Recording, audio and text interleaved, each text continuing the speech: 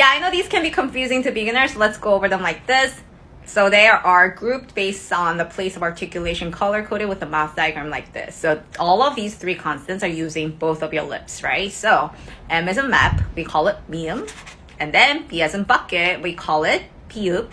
And then P as in pineapple, we call it piup. So you could see the name of each consonant with the stroke order and a visual representation like this. At any rate, why is it confusing? This is because B as a bucket, you learn that in English it's a voiced consonant, but in Korean it's voiceless, more like, because your lips are not pulled all the way back like boy, right? In Korean, they're staying in the front, so the forcing is not as hard.